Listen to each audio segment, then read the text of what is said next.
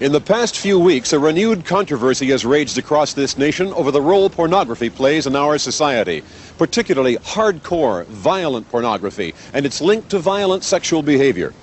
It's become a firestorm in the media following the execution of convicted serial killer Ted Bundy in the Florida State Prison.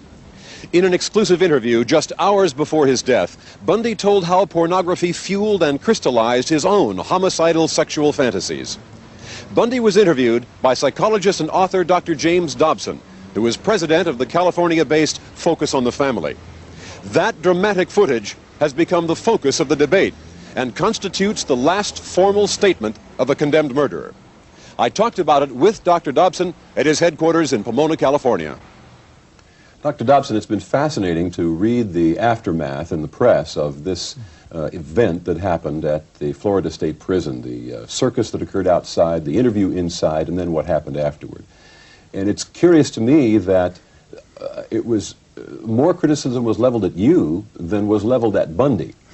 That's why I would like to establish, first of all, who you are and what your credentials are in the professional community. Could you do that for me? Brian, it's interesting that I come off bad in comparison with a man who killed 28 women and children. I mean, I need a new press agent, I suppose, under those circumstances.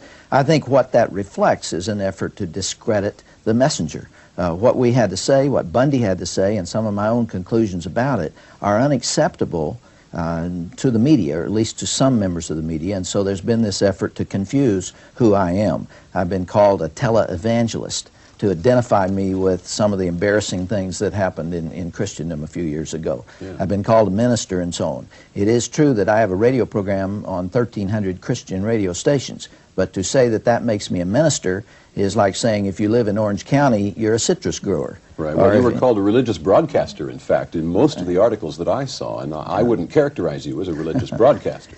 Well, How would you characterize yourself? I have a PhD in child development from the University of Southern California. I'm a licensed psychologist in the state of California. I served on the faculty of the medical school at the University of Southern California for 14 years. I served at the same time for 17 years on the attending staff of Children's Hospital of Los Angeles. So my background is in the area of research and child development. I am not a minister. I've never been to seminary. I have absolutely no credentials there. If I were, I would be proud of that fact, but I'm not. That's not who I am.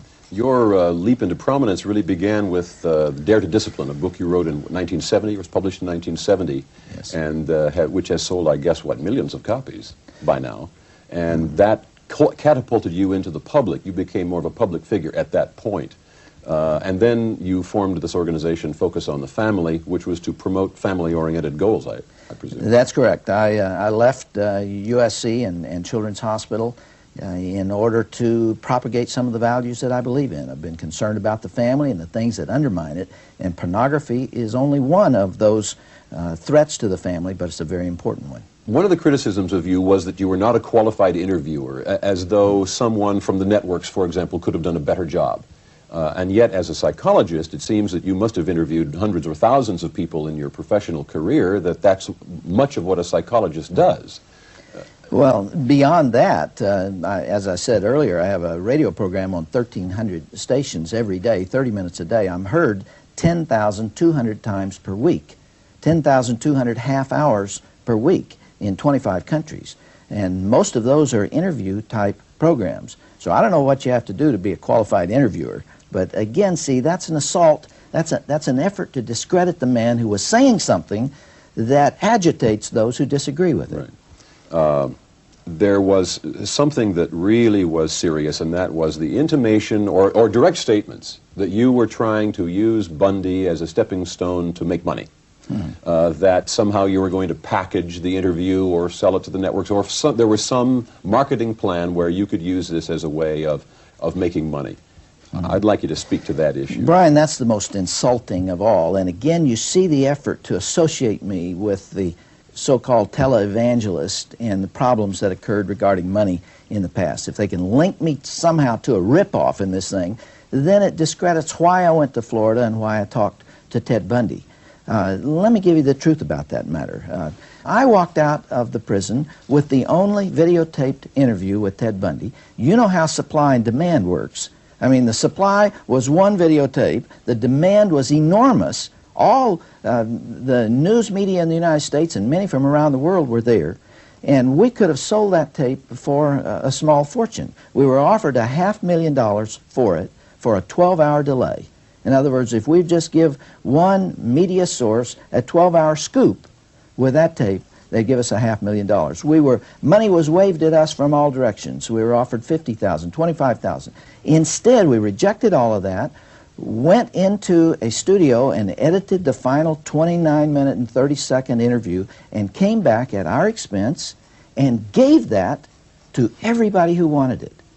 There was no favoritism. Anybody who wanted it left with that information at our expense. It cost $40,000 to go down there and videotape this interview, and we gave it away. Now, after we got home, there were hundreds and even thousands of requests for that interview on videotape. As you know, videotape cost money.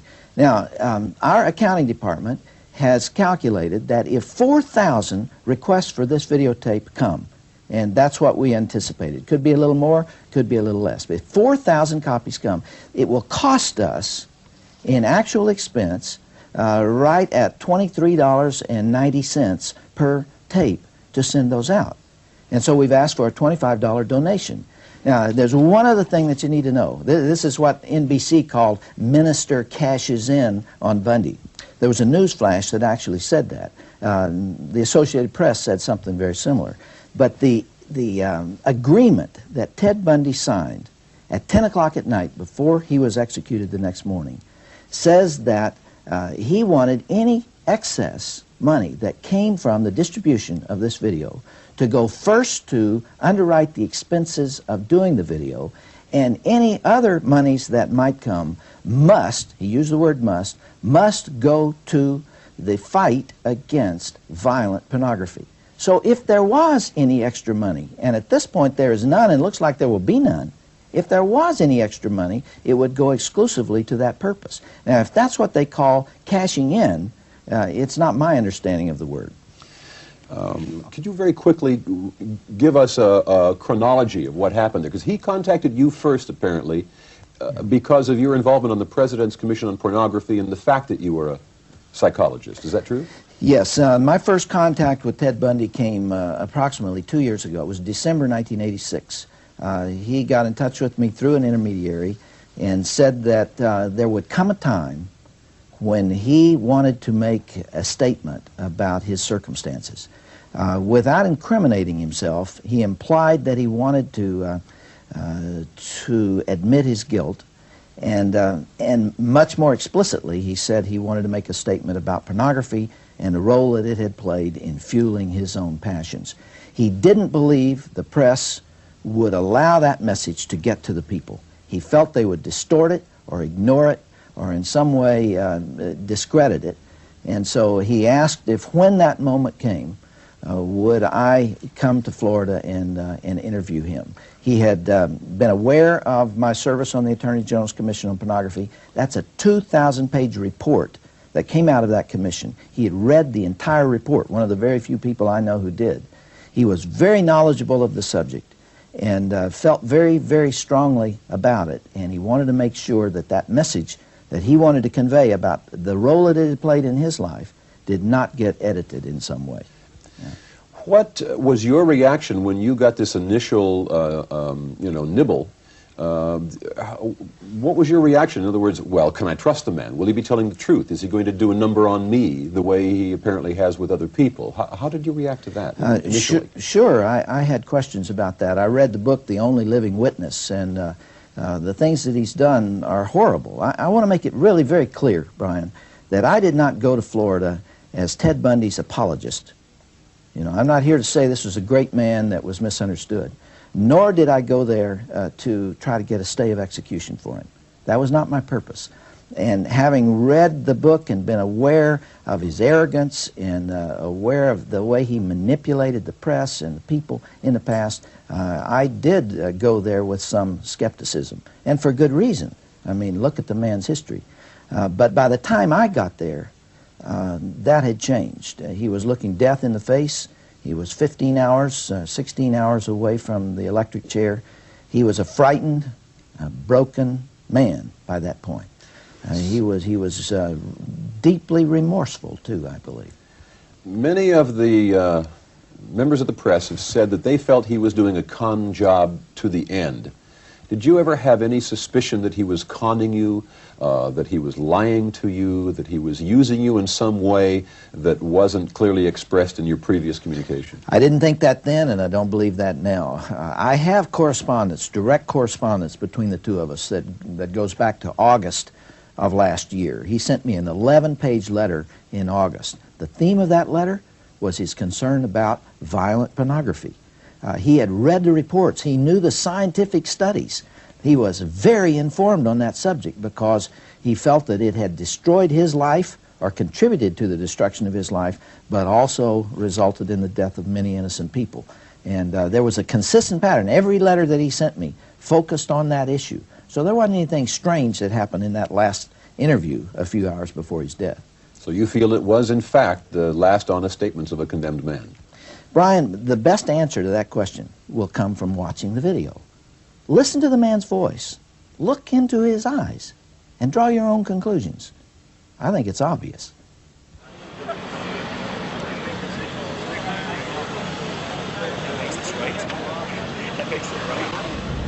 Ted, it is about 2:30 in the afternoon.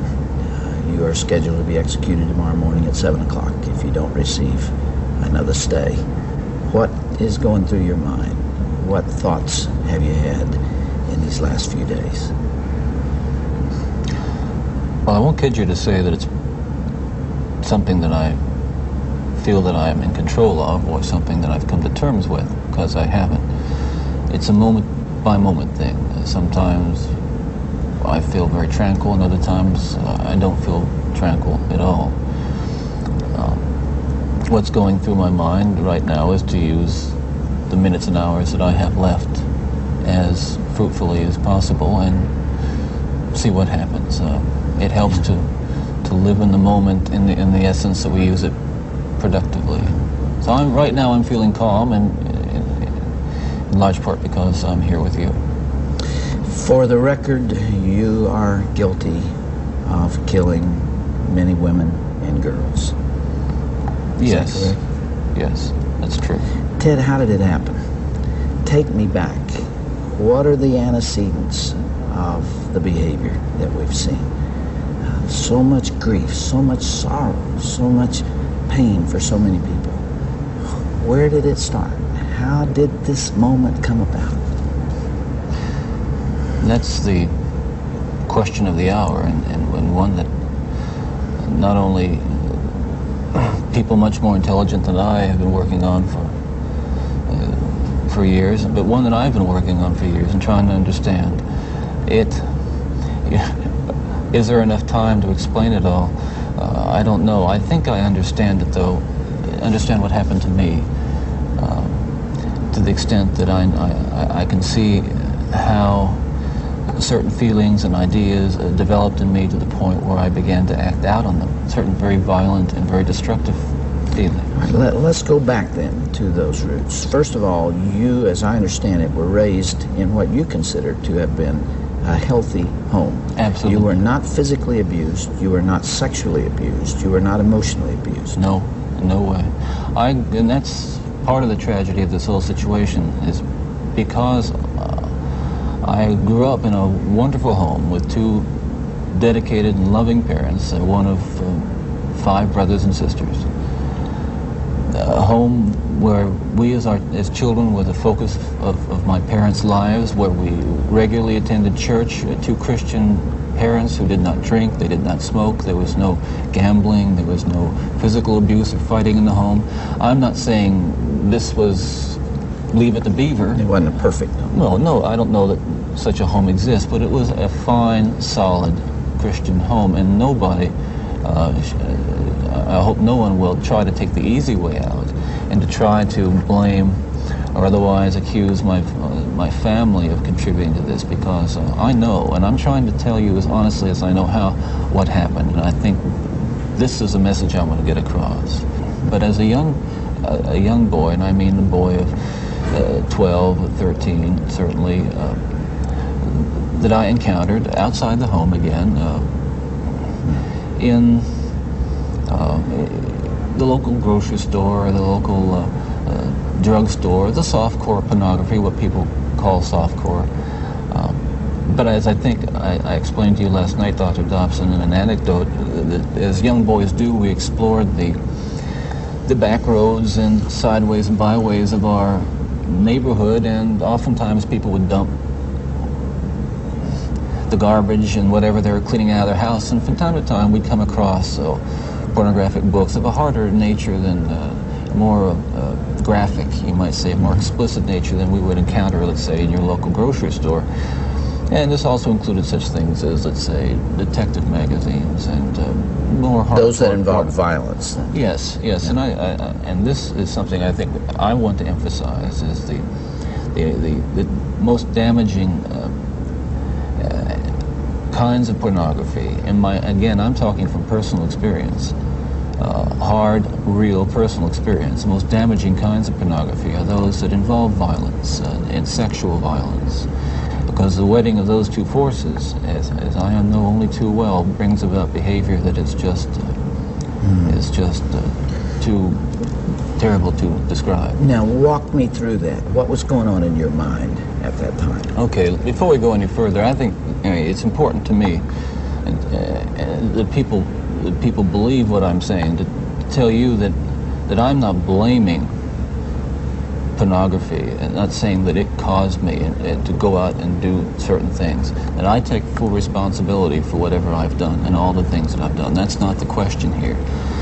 The question and the issue is how this kind of literature contributed and helped mold and shape the kinds of violent behavior. It fueled your fantasies, didn't it? Well, in the beginning, it fuels this kind of thought process.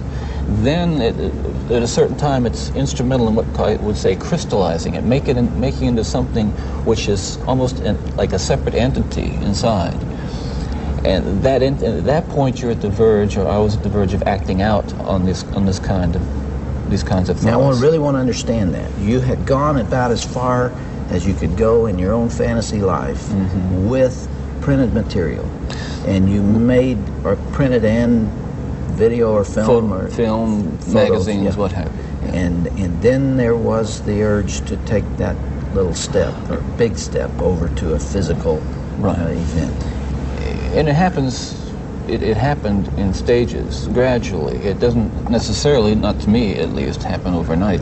My experience with, I'd say, pornography generally, but with pornography that deals on a violent level with sexuality, is that once you become addicted to it, and I look at this as a kind of addiction, like other kinds of addiction, I would keep looking for more potent, more explicit, more graphic kinds of material. Like an addiction, you keep craving something which is harder, something which gives you a greater sense of excitement, until you reach the point where the pornography only goes so far. You reach that jumping off point where you begin to wonder if maybe actually doing it will give you that which is beyond just reading about it or looking at it. How long did you stay at that point before you actually assaulted someone? Well, yeah, you see,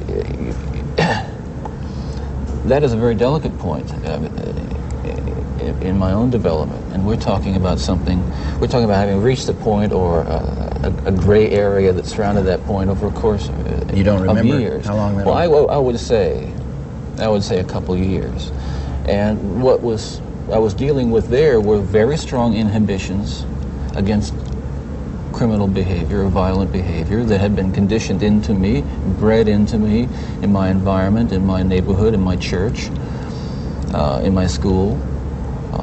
Things which said, no, this is wrong. I mean, even to think of it is wrong, but certainly to do it is wrong. And I'm on that edge, and you might say the last vestiges of restraint, the barriers to actually doing something were being tested constantly and assailed through the kind of fantasy life that was fueled largely by pornography. Do you remember what pushed you over that edge? Do you remember the decision to go for it? Do you remember where you decided to throw caution to the wind? Again, when you say pushed, I know what you're saying. I don't want to infer again. I understand that. That I was some helpless kind of a victim, and yet we're talking about an influence that is the influence of violent types of media and violent pornography, which was an indispensable link in the chain of behavior, the chain of events that led to the behaviors, to the assaults, to the murders, and what have you. It's a very difficult thing to describe.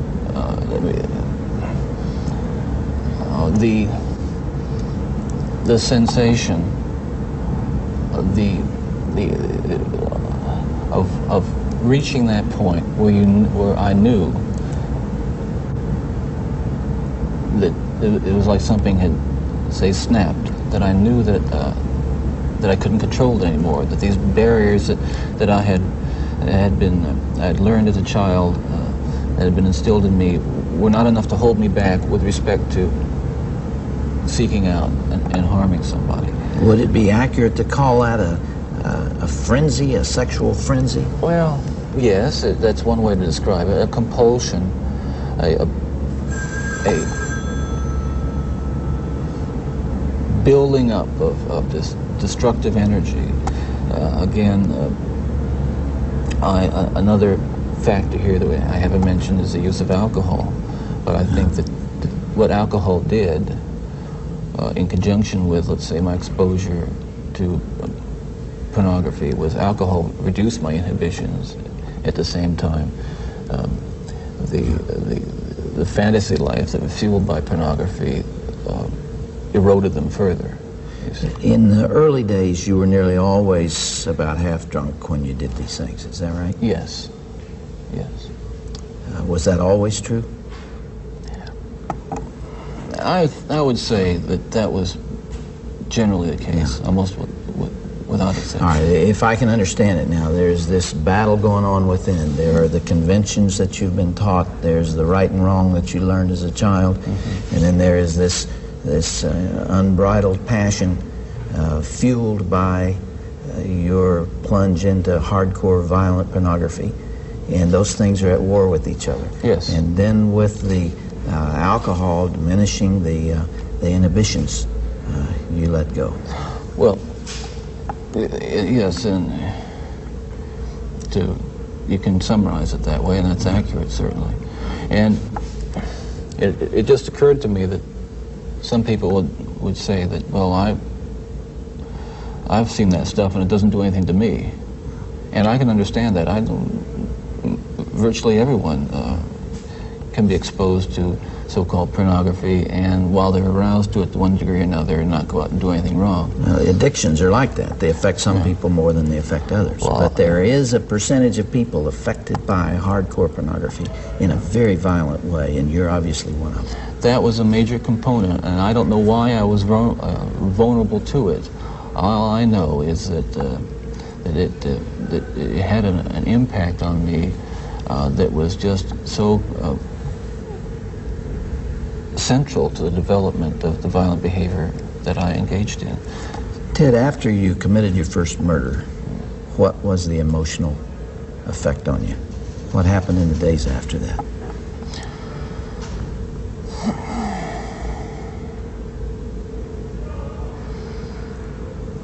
Well, again, please understand that even all these years later, it's very difficult to talk about it, and reliving it through talking about it is difficult, to say the least. But I want you to understand what happened. Known that before?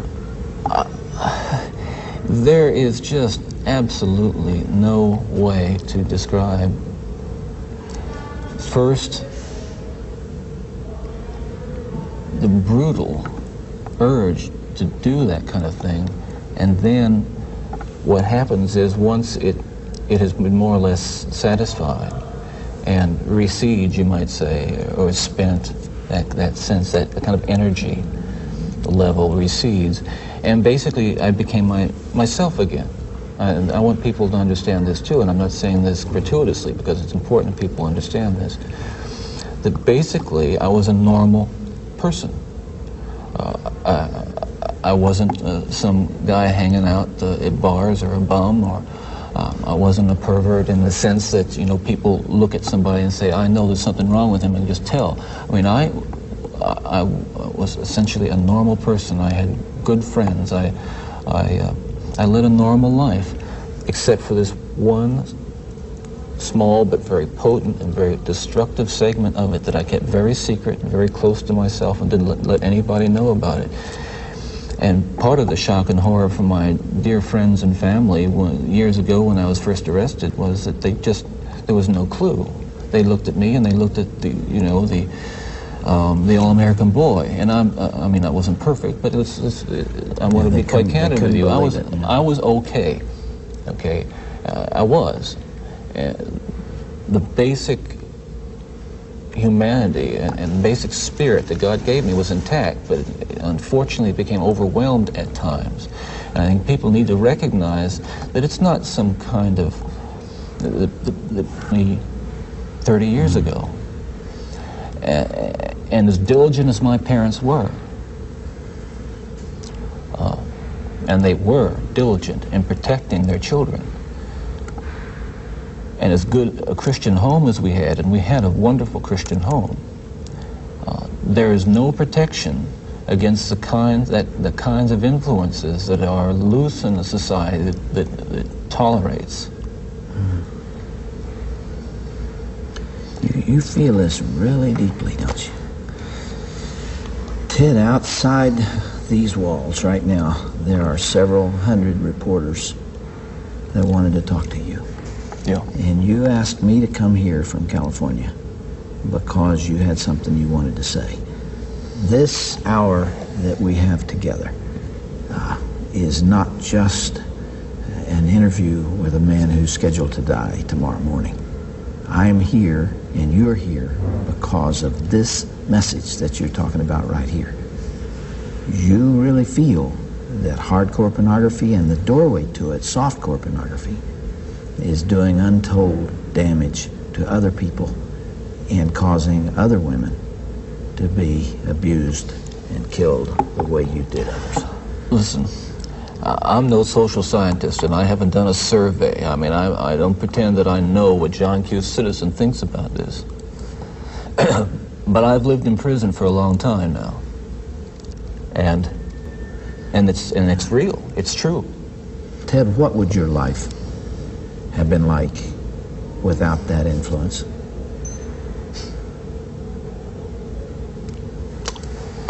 You can only speculate. Yeah.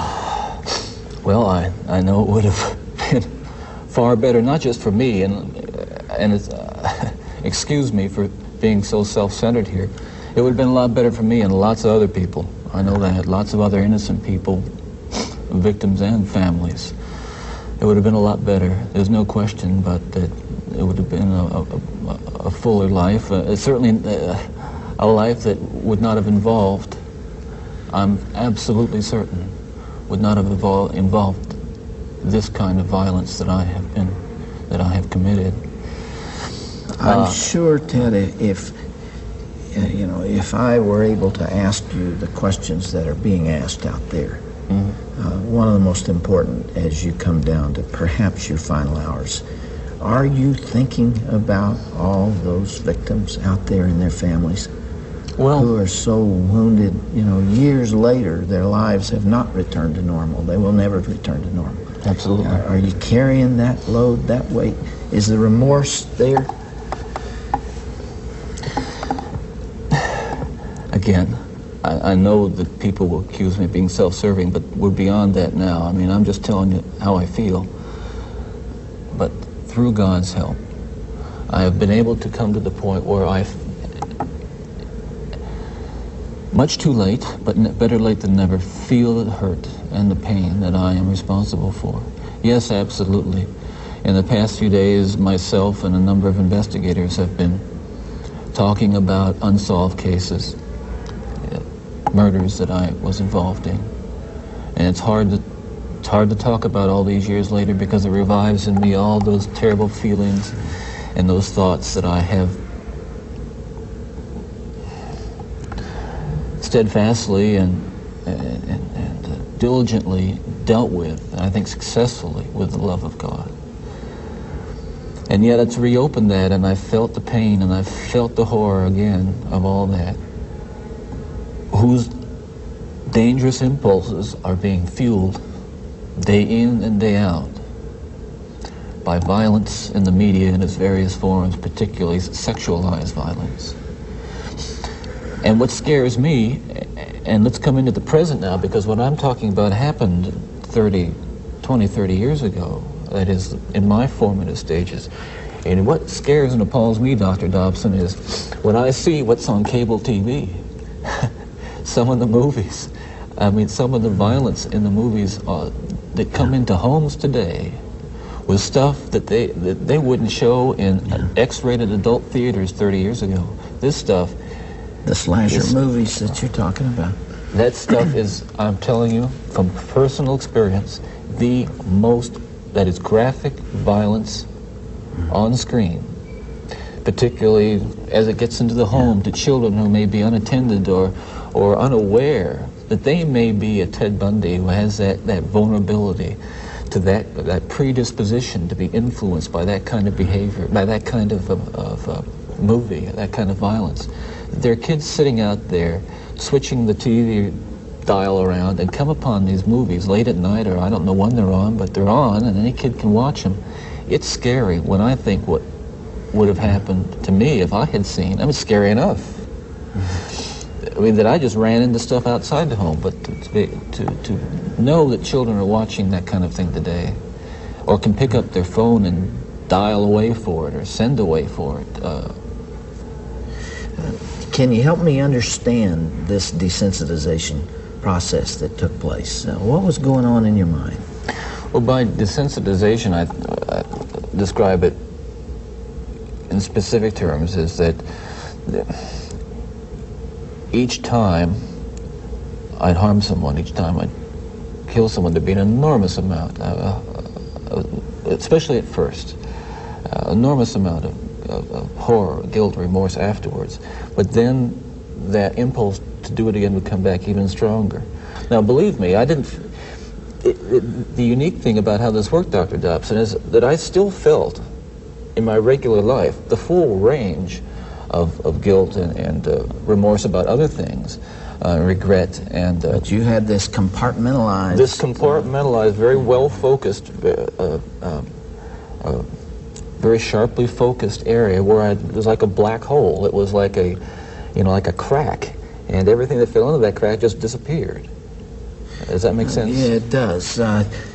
One of the final murders that you committed, of course, was apparently little Kimberly Leach, 12 years of age.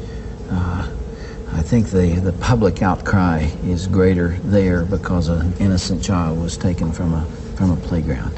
What did you feel after that? Were there the normal emotions 3 days later? Where were you, Ted? I can't really talk about that right now. That's too painful. I would like to be able to convey to you what that experience is like, but I can't. I won't be able to talk about that. Okay.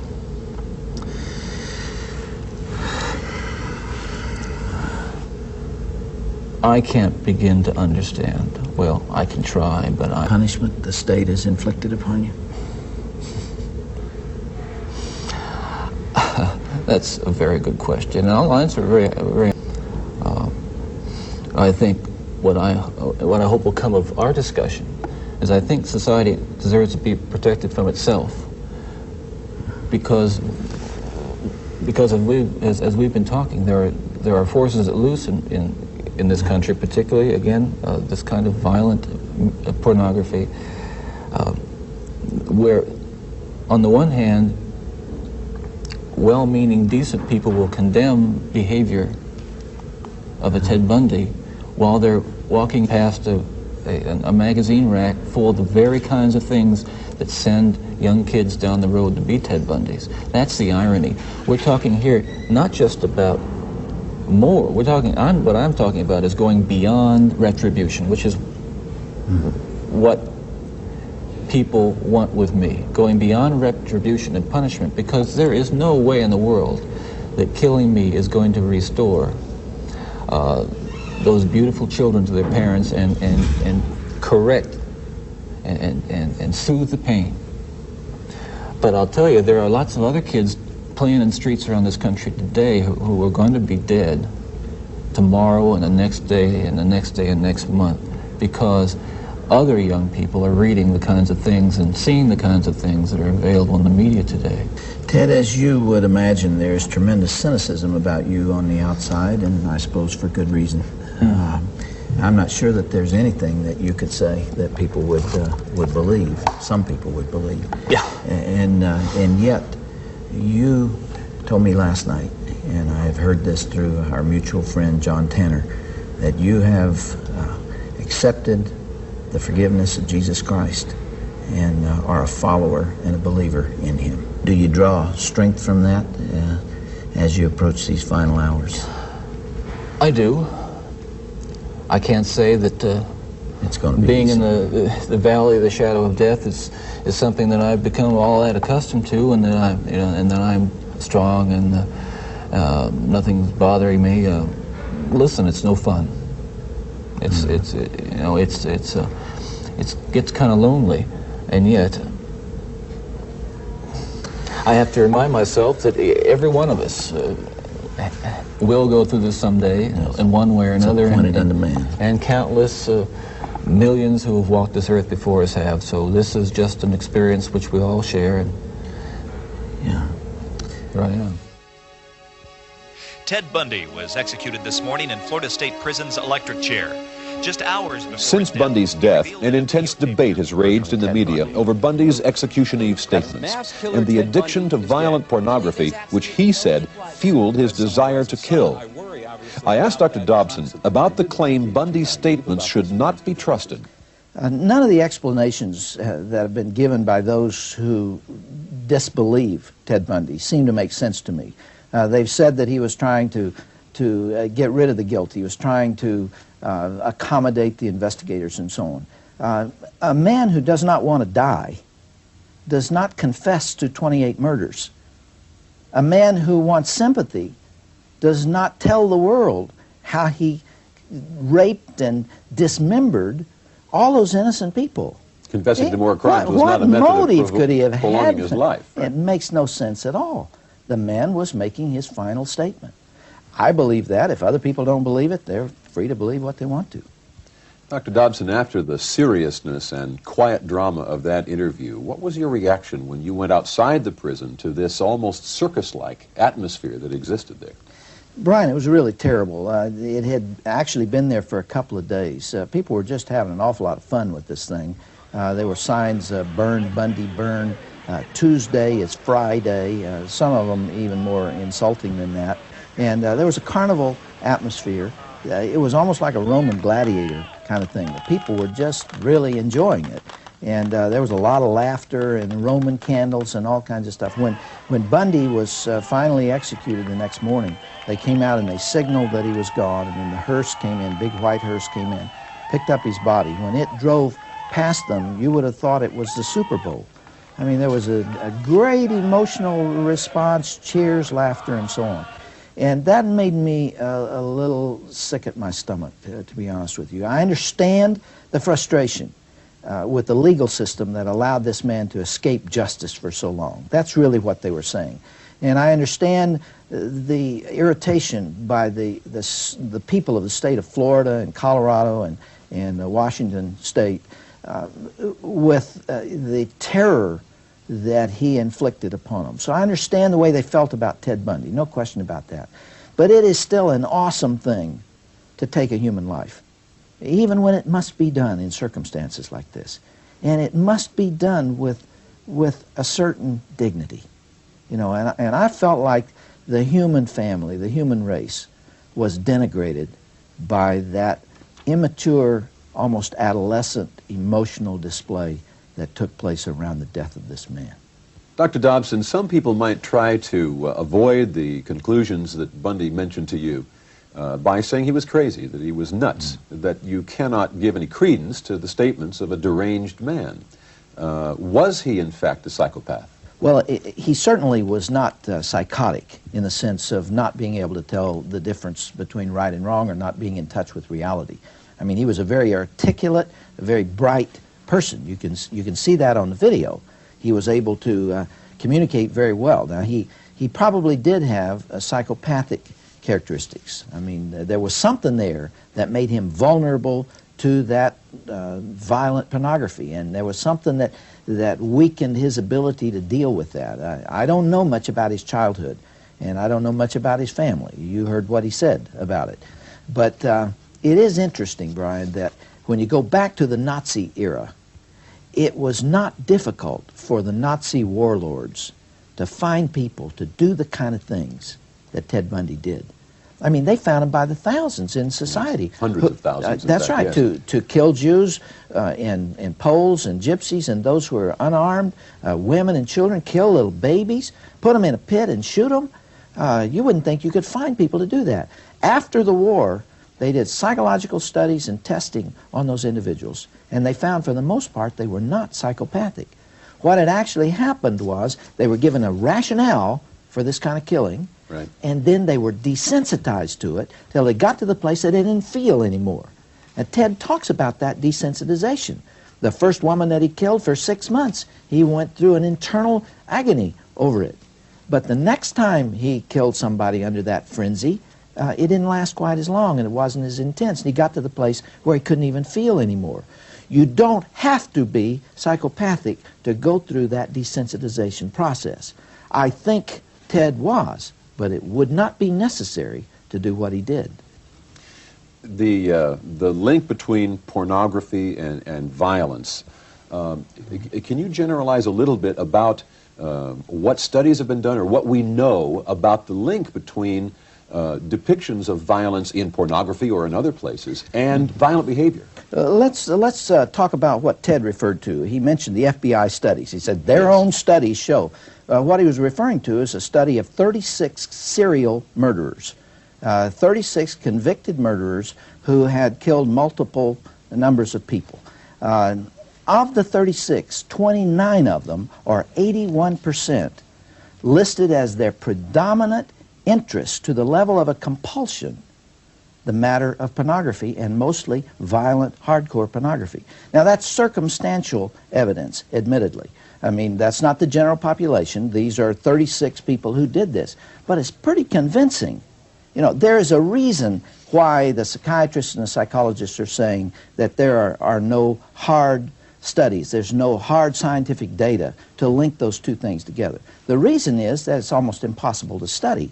I mean, research is very difficult to do. How many years did it take us to show that there was a link between cigarette smoking and lung cancer? It took decades. And many studies, we're still arguing over cholesterol and what its role is. And these are pretty concrete things that you can measure and that you can see. When it comes to human behavior, it is very difficult to prove anything. So when they say it has not been proved, in the sense of a double-blind study that meets all the rigors of the scientific method, that is true. You can't do that kind of study. It will never be done. It's not that we did them and that they didn't show a linkage, it's that you can't do them. Because in order to do it, you would have to go to the men who hang around adult bookstores, the men who are into that stuff and hooked on it, and you'd have to put them into two groups, and one group you would expose to this stuff and the other group you didn't, or you would take adolescent males who are 18 years of age and you flood one group with violent pornography and you don't expose the other one to it at all and see what happens. You can't do that. It's unethical. You'll never do those kind of studies. But the circumstantial evidence is absolutely overwhelming. I can remember back in the early 70s there were studies showing that children tended to resort to violent solutions to their problems as the result of seeing violent behavior depicted on television and in the movies. Have those studies been upgraded? I mean, now we're talking about a general thing that's available to us all. Anybody can turn on the television. There are murders and stabbings and killings and brutalities of all sorts on TV every day. Yeah. There are studies, one done at UCLA by Malamuth and Fishbeck, which took college sophomores, males. They showed them violent pornography, and then they asked them the question, if you had an opportunity to rape a woman with impunity, you would never get caught, would you do it?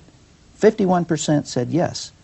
Now, this is a cross-section of university sophomores. So there are studies like that. As I said before, they're not absolutely definitive, but common sense tells you there's a connection between the two.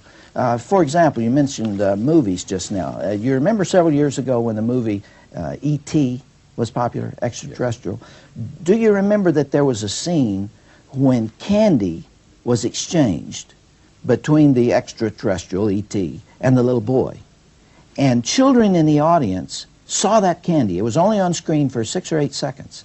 They saw it and recognized it as Reese's Pieces. Nobody ever said Reese's Pieces. They saw it, recognized it. Yep. And they went out and bought that candy in the millions of dollars worth. I mean, the company made a fortune on it. Now, what actually happened was what they saw on the screen influenced behavior. And that's 6 seconds. What about in a violent movie done, you know, the Halloween type movie, where you've got an hour and a half of nothing but killing and raping and maiming for people who are themselves a little flaky. And they're telling us that it has no power to influence. Why do advertisers spend billions of dollars to put their message on the screen? It's because what you see influences what you do. And only in pornography are we afraid to make that linkage. And yet that linkage is very, very clear. You may know that I served on the Attorney General's Commission on Pornography. I spent 2 years examining this stuff. And it's really very interesting to know the outcome of that commission, Brian. The press reported it as a whitewash, that it was a Reagan administration appointment of 11 people who went into this examination of pornography with their minds already made up. The truth of the matter is we were a very diverse commission. It was made up of men and women. It was made up of liberals and conservatives. It was made up of Christians and Jews and atheists. It was made up of judges and psychologists and psychiatrists, a publisher, a priest, a social worker. I mean, it was a very diverse commission with very diverse opinions about things. And not all of the people on the commission were anti-pornography. Oh, we split on most votes 6 to 5. I mean, we were divided right down the middle. Yet when it came to that link between violence in pornography and violence against women and children, the vote was 11 to nothing. I mean, we couldn't agree on anything, but on that issue, everybody saw it. You examine it for a year and a half and hear the testimony, and it's undeniable. That's why it bothers me now that these psychiatrists and psychologists are rushing out of their university towers to say there is no link between the two. And they're wrong. In this case, they're dead wrong. Brian, I think it's very important for people to know what we're talking about here, because the general public is confused over the difference between softcore pornography and hardcore violent pornography. They tend to think of them as one. If you stop people on the street and you ask them what hardcore pornography is, they will tell you it is the pictures in Playboy magazine or Penthouse magazine and so on. That's softcore. Right. And that's the doorway to hardcore violent pornography. I mean, people get hooked here and get taken across to this more extreme level. But hardcore violent pornography is so offensive that most people would be sickened if they saw it.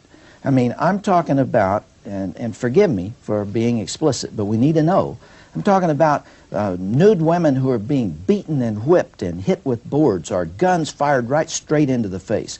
We're talking about broom handles thrust into the body cavities. We're talking about horses having sex with women against their will. We're talking about the body being mutilated and cut in every way possible, especially the genitalia. Or we're talking about nude women whose throats are cut and graphically they show blood just gushing all over everywhere. We're talking about such wretched stuff. And these behavioral scientists are going on CBS Morning News and the Today Show and ABC Morning News and so on. And they are trying to tell us that that kind of material does not have an effect on the behavior of a psychopath like Ted Bundy when under the influence of alcohol, and that his passions are not fueled by it, that it doesn't play a role. It won't wash. Ask the women of the world. Forget the behavioral sciences. Go out on the street and ask the women if they feel comfortable with their own modesty being assaulted in that way, and with that material getting into the hands of the men who may be in their community, in their neighborhoods. They'll tell you whether there's a link or not. Without question, the debate will continue. The entrepreneurs of porn have made it clear they're in business to stay, and they claim they have constitutional license in the First Amendment. Agreeing with them on that point are many influential Americans who, while they do not support porn, have an almost overpowering fear of censorship. Opposing them are many pro-family and religious groups who view porn as a benchmark of social breakdown. As society is a reflection of its individuals, each of us must ultimately decide where to draw the line. At what point do you say, no more? I'm Brian Bastian. Thank you for watching.